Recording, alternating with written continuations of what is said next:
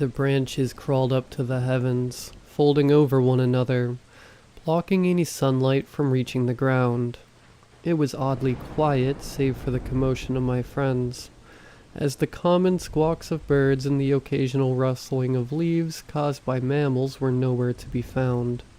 As Max and I were draping the tarp over the tent, Sarah was setting up the chairs, which now circled the pre-made campfire. Penny, meanwhile, sat on a bench, her face shoved into a generic fantasy novel. The three of us exchanged a glance, watching the blonde's lips subtly open and close as she read along the page. She was so engrossed in the book that she didn't notice Sarah slithering behind her. She grasped Penny's shoulders, causing her to flinch and let out a squeak. She dropped the book, which landed unceremoniously in the dirt, before turning around and glaring at the perpetrator. "Don't give me that look," Sarah chuckled, raising her hands defensively. "You're in a camp with all of your friends, and the best thing you can think of doing is reading a book? Penny, no offense, but that's lame." Penny, who was already fidgeting under the gaze of the group, began wringing her hands together, biting her lip. She turned away, refusing to make eye contact. "I didn't want to come here anyway," she murmured under her breath, her attempts to hide her frustrations less than successful. I let out a sigh, leaning on the opposite side of the bench from her. She immediately tilted her head up, teal eyes piercing through my gaze. "Alright, listen. How does this sound? You can decide what we do today." She perked up at that, though her expression was still laced with uncertainty. "Really?" Her voice teetered between excitement and skepticism. "Yeah, really," Max ushered, trying to give me a look that told me to reconsider my tactic. I simply shook my head, silently telling him I knew what I was doing. He rolled his eyes but yielded, crossing his arms. "Well, I guess I've always wanted to see you guys hunt." She trailed off, her nails swiping at the bits of dead skin hanging off her fingers. Sarah's face twisted in confusion, tilting her head to the side. "Hunt? Like hunting deer or something?" "Yeah, or rabbits. Anything, I guess." Max laughed at the suggestion. "Well, we'd have to leave camp for that. Are you sure that's what you want to do? You can't just give up halfway because you're too scared." Penny's face flushed, her hands collapsing in on themselves. "No, I won't back out. I want to see," she muttered, her voice a candle's flame compared to the forest fire that was Max's. It looked like she was regretting her choice, but didn't want to prove Max right by getting cold feet all of a sudden. Sarah, eyebrows furrowed, opened her mouth to question Penny's decision, only to be cut off by a thunderous clap. "All right, well, you heard the boss," Max scoffed, rummaging in the car and producing 2 hunting rifles, one of which he passed to me. Even after how many times I've used it, I still couldn't get over how heavy it was. Its weight dragged me down with it, and I just barely caught myself before it could escape my grasp. "Just so you're aware," I began, propping the firearm against a nearby tree as I grabbed my backpack. "These are pretty loud, so you're gonna want to stay back. They might damage your ears if you're not careful. Not to mention, hunting takes a really long time. With how quiet it is, I'm not even sure we're gonna see an animal. Oh, and also..." "Okay, we get it, Johnny boy," Max interjected, his tone oozing with sarcasm. "Penny's a frail, fragile flower. We'll make sure no deadly rabbit starts, I don't know, gently gnawing on her." Penny's face lit up in hot red, Sarah's giggling hiding the girl's mumble of a response. "Let the boys have this one," Sarah attempted to whisper, though her words still reached the 2 of us. "It's the only thing they're good at." I rolled my eyes. slinging the pack onto my back before following Max's steps. That so? And I'm sure you can handle yourselves, so I'll be going without. Before I could finish, Penny's shuffling footsteps already reached behind me, her body centimeters away from mine. I could practically hear Sarah's eyes rolling as she awkwardly jogged to catch up with us. It was weird. The woods were usually filled with noise, birds squawking, branches swaying in the wind, and the occasional scurrying of rodents. So when the only sound consisted of dry leaves crumbling beneath our feet, the grip my fingers had on the gun tightened. Sarah attempted to fill the void with snide remarks, only to be silenced by, much to our surprise, Max. Each hush left her even more flustered, clearly frustrated with having the resident joker taking her role of the responsible one. I thought that this was all in my head, that my paranoia was causing inconsequential details to appear unnatural. That was until I took a look at Penny. Her eyes, the same hue as the sky above, constantly darted to every corner of the forest. Her body seemed to slouch more and more every time, wrapping her arms around herself to block off any attacker. It was hard to tell if this was just how she usually acted, or if she too felt the urge to check behind her every now and then. I slowed my pace, allowing her smaller strides to keep up with mine. "Hey, Penny," I greeted, causing her to look up at me with a start. Her wide eyes seemed to have trouble focusing on anything. "I know Max's comment probably made you feel a little self-conscious, but he's just like that. I promise, if you really want to go back, none of us will judge you. Well, besides Max, but again..." She didn't respond, so I pressed on. "Do you want to go back? Be honest, alright?" She took a moment to mull over the offer, before shaking her head. "No. Making Max wrong is worth staying. I can handle myself." Despite uncertainty lingering in her words, stubbornness overshadowed it. "You know, not in a million years would I have expected your first choice for what you wanted to do to be hunting. I mean, no offense or whatever, but I always thought you were squeamish." She laughed, her hands fidgeting with the straps of her bag. "No, I'm, a big fan of biology. I've seen way worse things in documentaries than a dead deer. Though, I am a little afraid. To see one in person, at least. You're the expert. What should I expect?" I smiled, rubbing the back of my neck sheepishly. "Honestly, not much. Hunting's a lot of waiting around. Like I said, we're probably not going to see any..." Max's voice rang out across the barren forest and, on instinct, I readied the firearm. "There's a wolf. It's..." His voice trailed off. The fear that was once hunting his words, morphing into confusion. "What the hell? Is it dead?" I motioned for Penny to stay as I approached the carcass, keeping my gun aimed at it just in case. As I neared where Max stood, the reason for his bewilderment became apparent. The corpse, the body of a young wolf, lay just a few meters away. With how its state was almost perfect, I didn't put it past him to assume it was simply sleeping. However, once I walked around it, the chunk of flesh forced out of its throat proved that assumption was false. I winced, not because of the fact I had seen the carcass. I've witnessed animals in much worse states, some caused by my hands. No, it wasn't the sight that unsettled me. It was the fact that it was done to a wolf. If it was a deer or a rabbit, sure, I wouldn't question it. But what would take a bite out of a wolf? The potential answers to that question made me shiver, and I stood up, deciding that this wasn't safe anymore. However, before I could turn to the group and announce it, Penny brushed past me, and kneeled next to the animal, studying its wound. "Guys," she murmured, reaching her hand just close enough so that they weren't touching the matted tufts of fur jutting out of the sopping wound. This bite, I don't know how to say it. It just looks weird.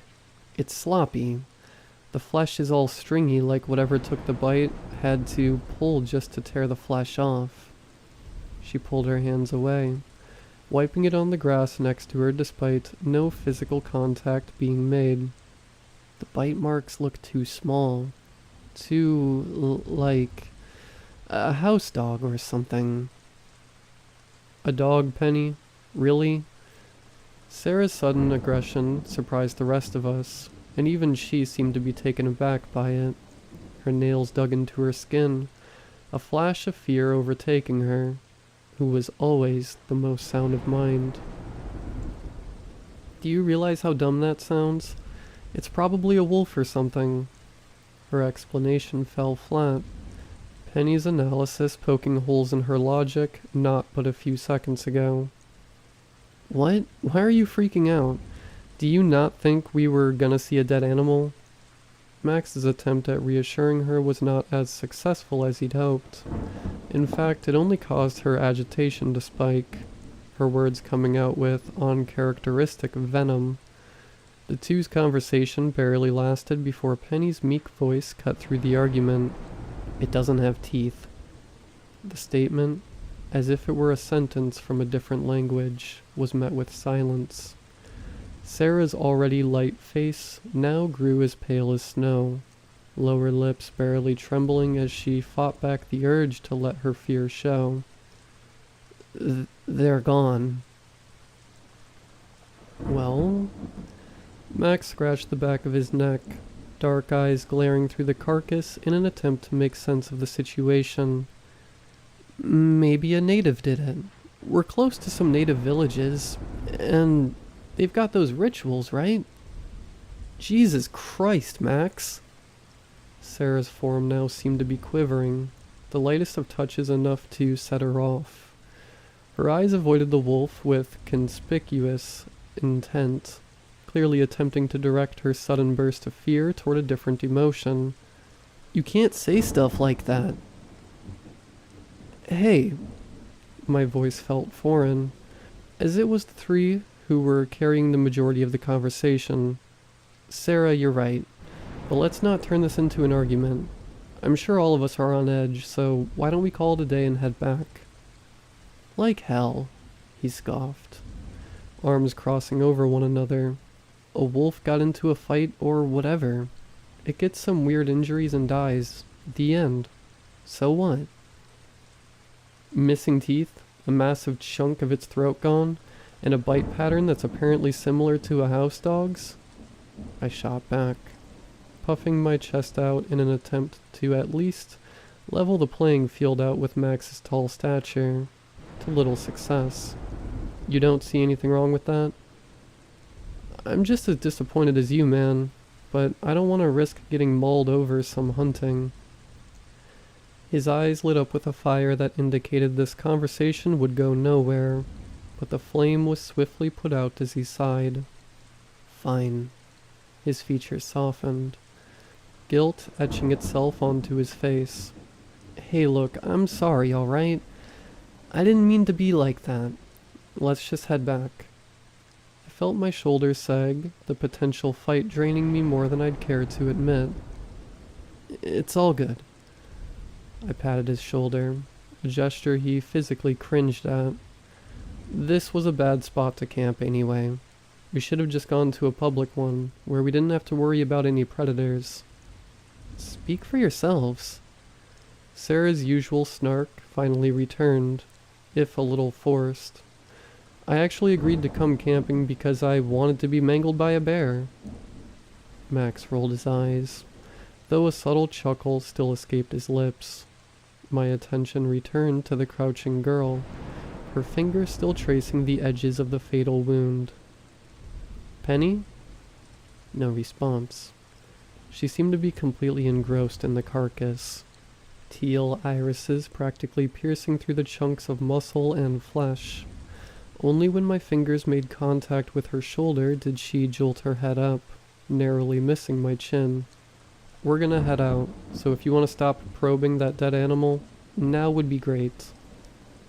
A shade of pink splashed across her face as she rose, dusting her hands off. Before she could even finish muttering her apology, Max stopped once again, bringing forth a groan of irritation from Sarah's lips. "What now?" she hissed, to which Max simply raised a finger to his lips. My heart lurched, expecting to see another carcass or worse, the cause of the previous one, but as his lips stretched into that grin I knew so much, I wasn't sure if I should have been relieved or even more worried. "There's a deer, right there." He pointed, and sure enough, with its back facing us, stood a young buck. Its coat was a soft brown, the occasional splotch of white speckling its hind legs. Its head was buried in the foliage, munching away at the leaves and shrubbery. As my eyes flicked between the animal and Max, I noticed him already beginning to aim.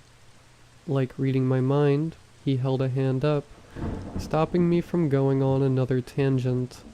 "It's not moving. I have a clear shot.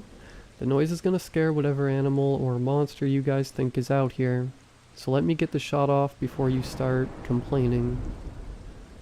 I knew better than to attempt to wrangle the rifle out of his arms, so I instead looked toward Penny. "Well, guess you got your wish," I joked, her expression immediately twisting into regret. But really, you should close your ears. It's going to be really loud." She nodded hesitantly, bringing her palms up and tightening them against her ears. Sarah, rolling her eyes at the display, opted to plug them with the tips of her fingers. She leaned in my direction, her voice barely below a shout as she tried to compensate for the soon-to-be ringing. "Are you going to cover your ears, or do you want to impress her that bad?" Instead of entertaining her jab, I slowly pushed my hand closer to her sides, knowing she wouldn't be able to block it without sacrificing her hearing. "Hey, I'm sorry, jeez." She shuffled away, opting to shove her fingers back into her ears. Max's finger curled around the trigger, the firearm readying itself for the impending shot, before the percussion of gunfire shook the ground beneath me. A lack of panicked birds fleeing from their homes would have unnerved me, if not for the sight of the deer. Though I was sure Max got a clean shot through its skull, the animal remained standing, its only movement consisting of its jaw clamping down harder on the vegetation. Max leaned back, the rifle now aimed at the ground. Once steely eyes were now wide with confusion, dark eyebrows knitted in frustration. He muttered something under his breath, either a curse or a question. Sarah, who had been plugging her ears with a smirk, now let her arms drop to her sides. The fear I saw earlier returned in full force, her previously pale face now a ghostly white. "Did you miss?" She squeaked before clearing her throat and repeating the question in a more confident volume. I thought I landed the shot," he replied, voice trailing uncharacteristically low. It only became apparent just how silent it was when the eventual ringing faded, leaving nothing in its wake. Not even the sound of my breathing could fill the suffocating void. Why isn't it running?" The question shared by the group only left one mouth, Penny's, as Max and Sarah remained speechless, anxiously waiting for someone to answer. I didn't have enough time to alert the others as I saw Max's shaking finger tighten around the trigger once again. This time, when the shot rang out, a burst of blood burst from the other side. The bullet tore straight through the skull of the animal, allowing me to see the greenery on the other side, and yet it still stood. No, even worse. It was moving. The deer's head lifted, rusty marionette strings forcing its mouth away from the vegetation. Mechanically and with little motor control, its body turned, One foot stumbled over another, causing it to trip over itself, and I could hear Sarah let out the breath she held since Max first pulled the trigger. Her relief was short-lived as the herbivore caught itself. The sudden halt in movement causing a chunk of something to spill from somewhere within its throat. As its face came into view, Penny gagged, hand clasping over her mouth. Its left eye, once full of life, retained not a single trace of color. A gray, lifeless orb bulged out from sunken sockets, tendrils of red snaking from the ends of its pupil. Its right eye, however, was no longer there. Viscera shot out from the hole where its eye once was, brain matter oozing out like honey. Its neck could barely keep its head up. The skull limped despite the deer's attempts to keep its eye on us. All of that would have been enough to make my legs give out and for me to run screaming. But what truly did it was the fact that instead of rows of flat, dull teeth, monstrous fangs lined its rotten gums. Like the blades of a bear trap, they gnashed together, so large and out of place that it forced its mouth to remain open in a permanent, savage gape.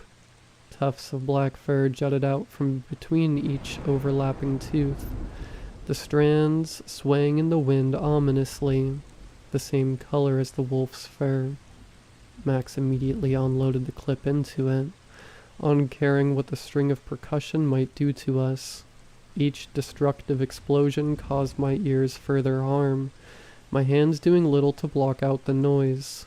Sarah had already fled from the scene before the rifle could finish its barrage. It continued stumbling to us, each bullet taking a chunk of bone and flesh from its face, but doing nothing to slow its advancements. Feet held by nothing but sinew and tendons dragged across the dirt, the clicking of its hooves reverberating through my ears. Max, realizing the futility of his actions, tossed the firearm at the beast, barely phasing it, before finally turning tail and following Sarah. Penny, seemingly paralyzed, watched the monstrosity approach us even closer, her nails digging so far into her skin that it began to bleed. Teal eyes suddenly flicked to me once my fingers wrapped around her wrist, breaking her out of her trance. I tugged, sending her forward. Her legs attempted to keep up with mine but failed, resulting in her white tennis shoes scraping across the muddy ground. The disjointed gallop that followed our every step gradually sped up, the beast seemingly gaining stamina the longer it chased us. I spared a glance behind me, Penny's haunted face filling my vision. The deer's teeth snapped shut with an audible click, its distended neck pushing out in an attempt to reach us. Just before we managed to reach the campsite, Penny's scream rang out, and I watched as the deer slammed its teeth down onto her leg. Blood shot out of the wound like a water balloon popping. The sudden halt of speed caused my body to lurch onto my back. I watched as its mouth opened to slam its jaw shut again, the angle of the bite unable to make a clean break. Before the blades could clamp onto her flesh, I reeled the butt of the rifle back and thrust it forward, smashing it into the animal's skull. Its teeth detached from her skin, and Penny, who had already risen to her feet, began limping after Sarah and Max. Before it could recover from the blow, I once again slammed the rifle into its head, this time breaking the skin and sending bits of skull scattering. The deer crumpled to the ground, twitching violently as if attempting to force itself to get up. However, I stuck the barrel of the rifle into the soft entrance I managed to cave way into before firing once, twice, thrice, until all the firearm produced was a pathetic click. Its writhing ceased, smoke exiting the wound as various exit shows littered its body. I scrambled back, turning to see the others stopped in their tracks, staring at me with an expression that I couldn't place. Only when I joined them by their side was Max able to break the silence. "What was that?" he demanded. His voice cracked under the stress. I could barely formulate a sentence, the sentiment ringing true for the others. "We have to get her to the hospital," I breathed, dragging the base of the rifle along the dirt, attempting to clean off the bits of brain. "That thing could have been rabid. We can't risk anything. It could have already gotten in her bloodstream, or..." My words died out, causing silence to fill the air once more. I placed my hands on my knees, letting out a shaky sigh. "Can someone drive?" "Too dangerous." Sarah winced, looking up as the sun's rays, which were already muted as a result of the branches overhead, dissipated to nothingness. There is at least a mile of nothing but trees from here before we get to the main road. We'd crash before anything could happen to Penny. "Okay. Does anybody know first aid?" Sarah gingerly raised her hand, which I nodded at. "Okay, get her to the car and patch her up. Penny, if you feel anything change, and I mean anything, tell us, alright? We're gonna stay for the night, but if you so much as feel uncomfortable, we're out of here." She nodded, her eyes refusing to leave the shallow wound left by the deer.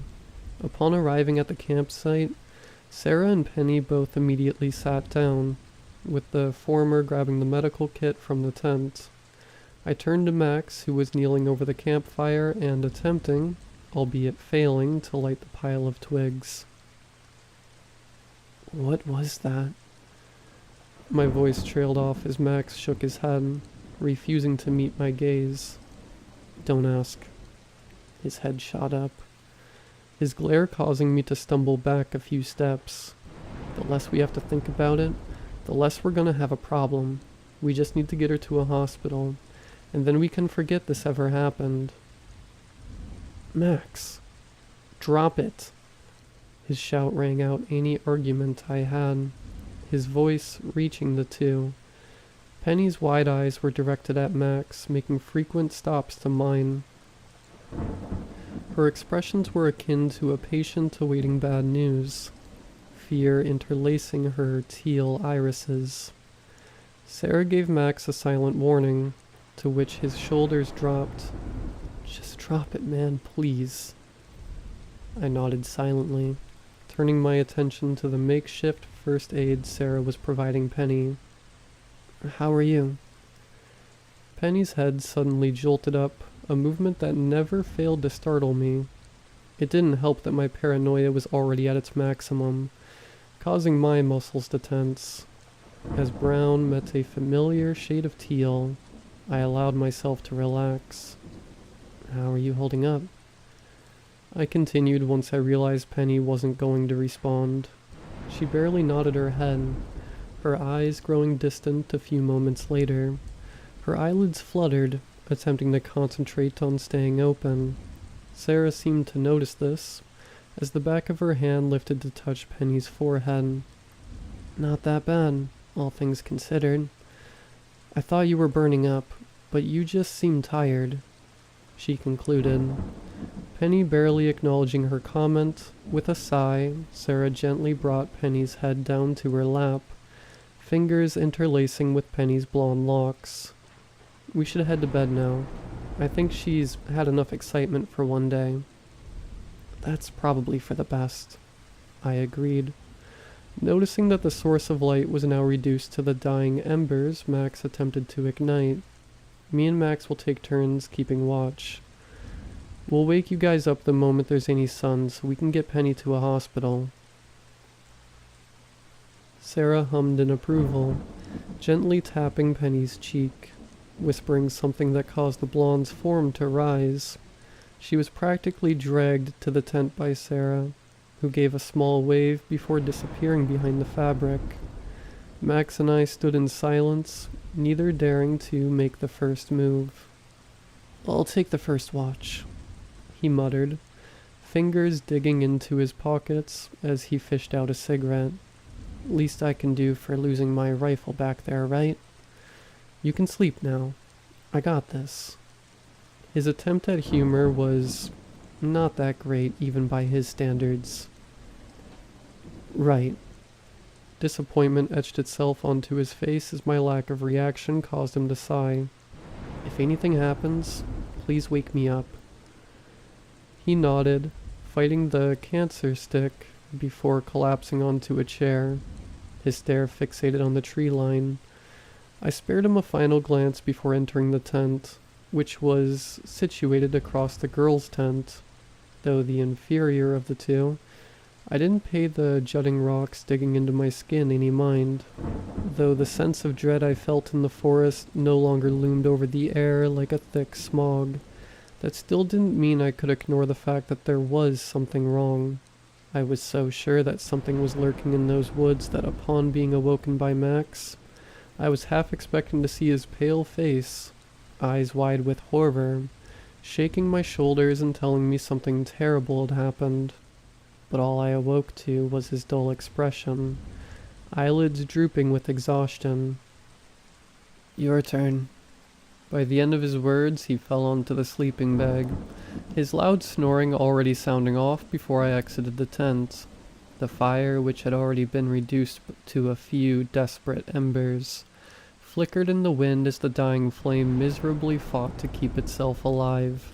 I tossed a few logs into it before beginning my first trek around the campfire, my body desperately screaming at me to return to my sleeping bag.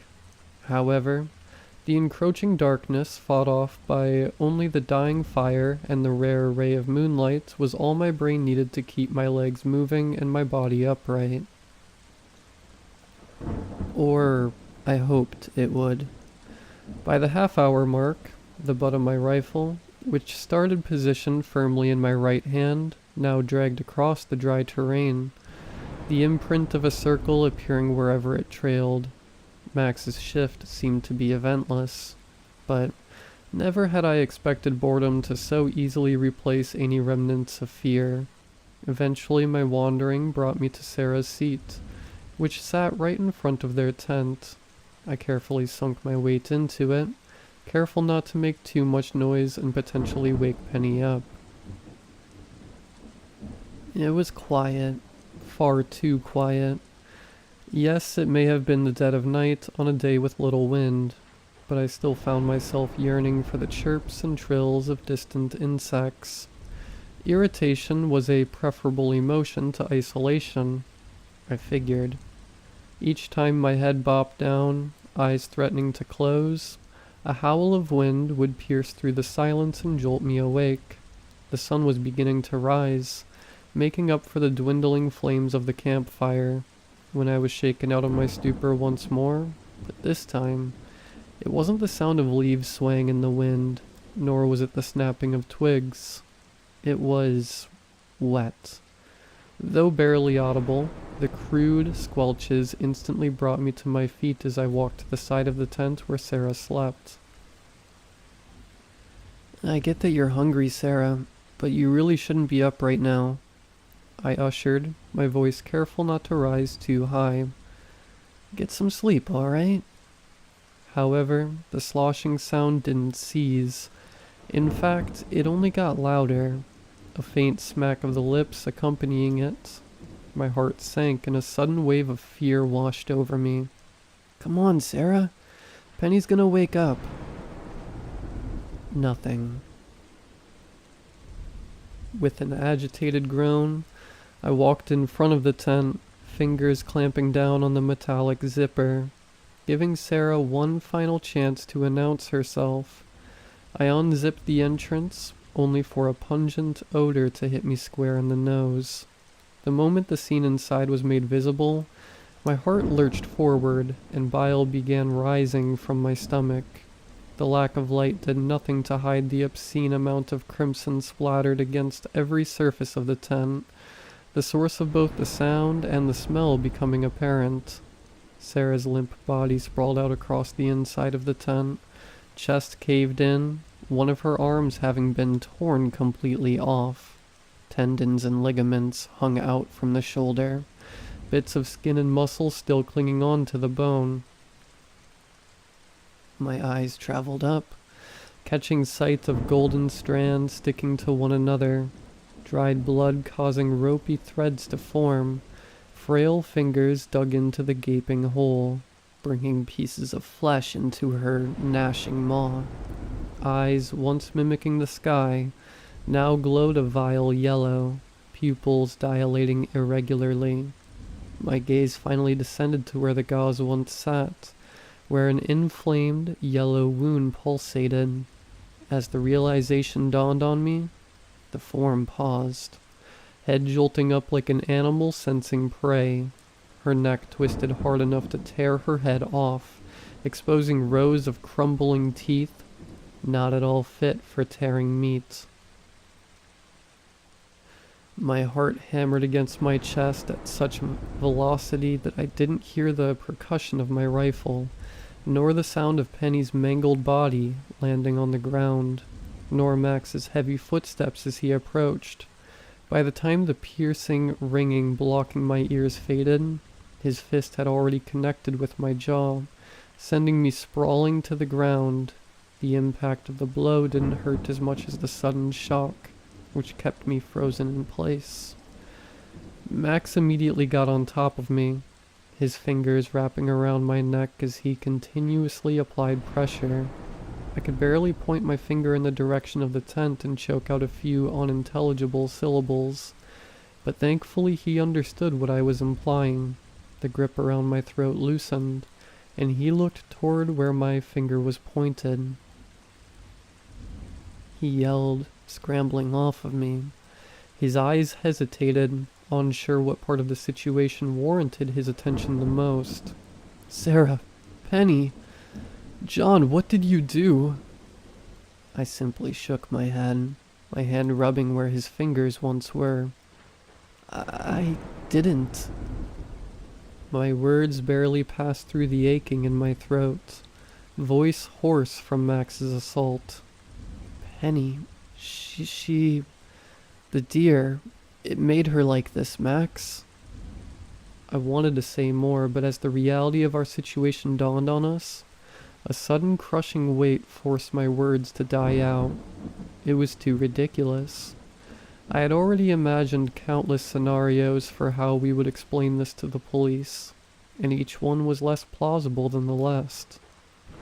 A mix of a laugh and a cough escaped my lips, and absurdity of the situation taking away the realization that I had just witnessed my two closest friends die gruesome deaths. Luckily, Max was too busy checking the state of Sarah to pay attention to my hysteria.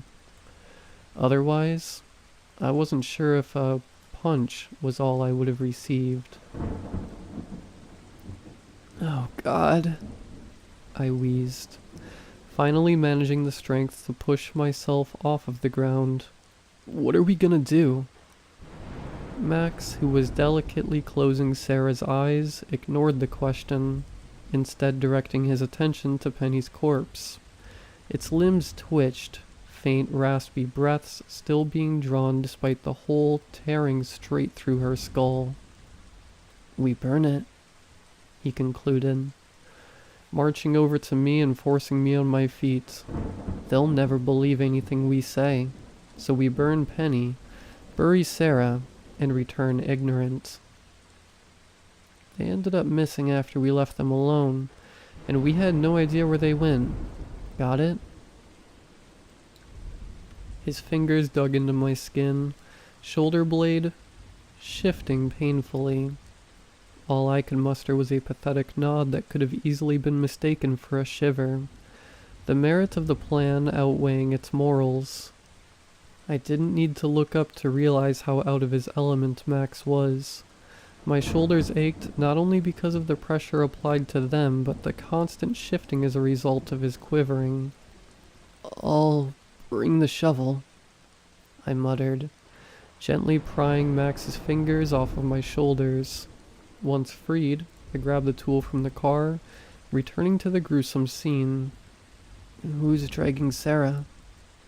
The words felt heavy on my lips, and the moment they left, a rush of guilt flooded through my veins. How could I talk about her like she was just some thing now? I stared at him expectantly, and he back at me. After a few seconds, he finally sighed, his shoulders slumping. "I'll do it." He entered the tent, giving me room to grab Penny's ankle, the one that the wound wasn't located on. Though the feeling of the flesh, soft and pliable, sent my heart racing, I refused to acknowledge it. Max finally exited, Sarah's broken figure dragging along the ground, blood pooling beneath her. The walk through the forest was silent, neither of us daring to utter a single word. A mixture of fatigue from the lack of sleep and the events that transpired caused my vision to blur. The only thing keeping me awake was the feeling of her limb in my hand. I was so caught up in the daze, I didn't notice when Penny's body began to resist, her fingers clawing at the dirt, desperate to break free. I did notice, however, when 5 bony digits wrapped around my ankle, forcing me back to reality. My hands fumbled for the shovel and slammed the sharp tip down, uncaring who or what the source of the appendage was. There was a sickening crack, and a guttural groan escaped Penny's lips. The limb, its state of rot increasing exponentially, was cleaved clean off, dark, cold blood dyeing the dirt, and the shovel an inky black. Her other hand came up without skipping a beat, but by the time the decayed fingers wrapped around my calf, Max was already aiming his rifle. The percussion caused my ears to ring, but the sudden release of weight was worth it. While the idea of burning the body may have seemed barbaric before, I was now more than willing to throw her limp figure into a blazing inferno if it meant not having to see her reanimated corpse move once again. Max, noticing my hesitance to touch Penny's body, once again grabbed her remaining leg, dragging her alongside Sarah. Once we arrived at a far enough clearing, I dug the shovel into the ground and peeled back a layer of earth. The sound of the metal digging into the earth violated the silence that seemed to so desperately cling to this forest. Each shovel took an eternity, the physical labor only heightened by the emotional toll. By the time I had made a shallow hole barely deep enough to cover Sarah, my limbs were beginning to ache.